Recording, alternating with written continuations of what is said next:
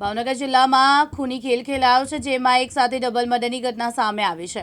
સિહોર પાસે આવેલા કનીવાવ નજીક ઈંટોના ભઠ્ઠામાં કામ કરતા પતિ પત્નીની કરપીણ હત્યા કરવામાં આવી છે। અમિત નામના ઈસમ દ્વારા કુવાડી દ્વારા રામુભાઈ અને તેના પત્ની લક્ષ્મીબેનની હત્યા કરાઈ છે।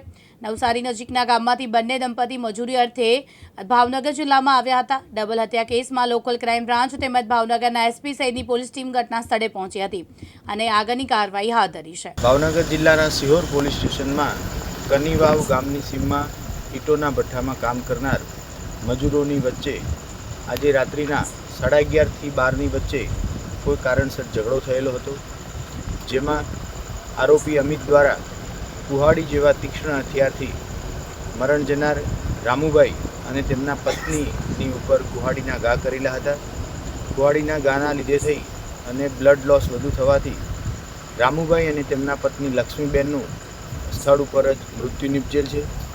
ઘટના સ્થળ ઉપરથી જ આરોપી અમિત અને સમગ્ર ઘટનામાં વપરાયેલ કુહાડી પણ મળી આવેલ છે।